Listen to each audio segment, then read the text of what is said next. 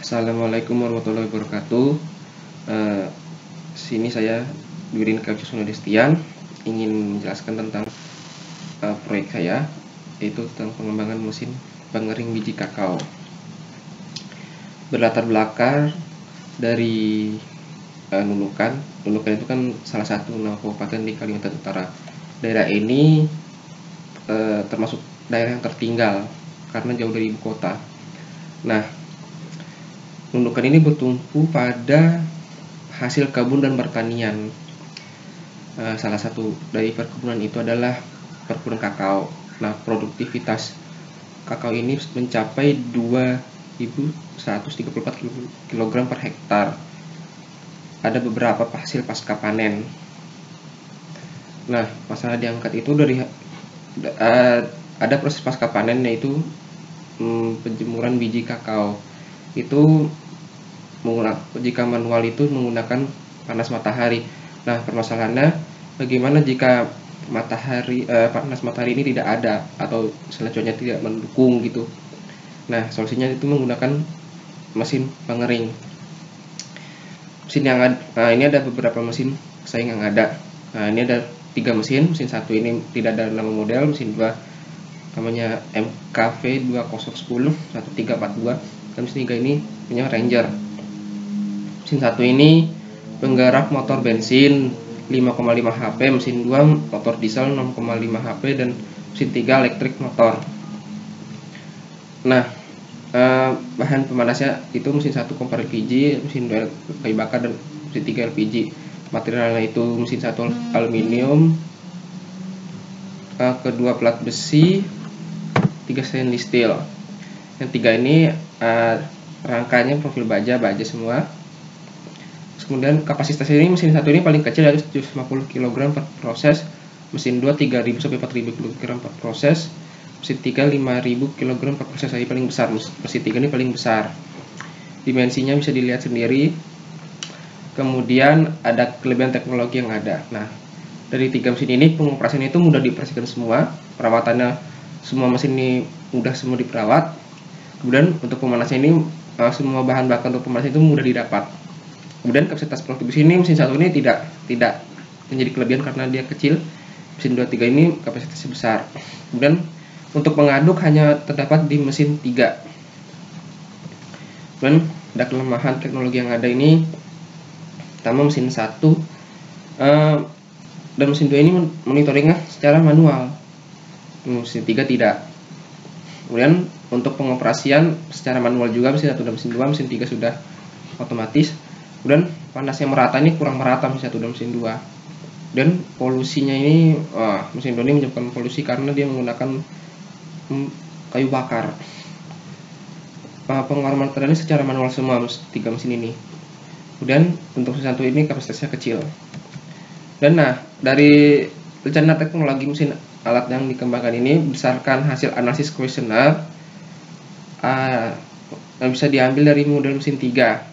Hanya saja ada perubahan hidrok silinder dan eksel agar mesin ini bisa diungkit. Kemudian elemen pemanasnya menggunakan elemen pemanas elektrik. Kemudian menggunakan generator sebagai sumber energi mesin karena cukup besar menggunakan energi listriknya.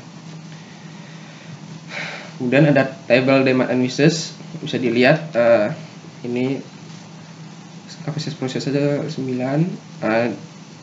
Kebutuhan mudah diproses saja demand, aman saat digunakan demand, proses mesin demand. Kemudian ada harga terjangkau wisis, efektivitas wisis, bahkan udah didapat wisis.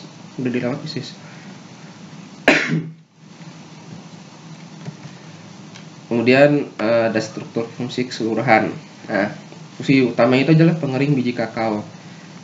Nah, ini adalah energi input itu energi listrik. Material masuk itu biji kakao. Kemudian ada sinyal masuk. Kemudian ada energi out panas. Material keluar itu biji kakao kering dan sinyal keluar. Kemudian komponen-komponen teknologi mesin dikembangkan. Beberapa teknologi digunakan dalam merancang produk ini digunakan sebagai pengembang adalah sebagai berikut. Pertama itu adalah pemanas. Nah, ini fungsinya untuk pemanas pengering biji. Kemudian ada hidrolik sistem untuk mengungkit bak kering dan engsel agar bak bisa diungkit. Fungsi mekanis kerja yang dikembangkan: energi input listrik, kemudian material input biji kakao basah, sinyal input on. Biji kakao basah yang baru dikeluarkan dari 2 biji masukkan ke wadah biji kakao. Setelah itu stop kontak dipasang, sinyal on, kemudian energi listrik mengalir ke power stabilizer. Kemudian elemen pemanas yang terletak di bawah biji kakao memanas, kemudian mengeringkan biji kakao. Setelah selesai, motor menggerakkan pompa hidrolik agar mengalirkan fluida ke aktuator. Kemudian aktuator bekerja dan wadah biji terungkit, kemudian mengeluarkan biji kakao dari wadahnya. Outputnya berupa biji kakao kering dan panas. Struktur subfungsi: ini dari biji kakao, elemen panas mengontrol pengubah daya, kemudian elemen pemanas. Kontrol ini dinyalakan dari sinyal, kemudian energi outnya itu panas, gerak putar, material outnya biji kakao kering, dan sinyal all itu off. Ini adalah tabel solusi fungsi. Ini ada 3 untuk pemanas pengeringnya, kompor gas, tungku pembakaran, elemen pemanas listrik. Dan pada biji kakao, alasnya dan pintu 3, alas pengunci pintu samping, dan alas tengah lingkaran. Kemudian ada pengungkit ini menggunakan listrik dengan gear, hidrolik, dan motor listrik rem. Kemudian biji kakao pengaduk vertikal horizontal 2 blade besar dan pengaduk horizontal 6 blade kecil. Untuk sumber listriknya listrik bangunan atau PLN dan genset. Untuk material penahan perforated kotak dan kotak lingkaran. Nah, kemudian terdapat tiga varian 113, 13, 21, 32, 41, kemudian 52 dan 61. Untuk varian 2, 22,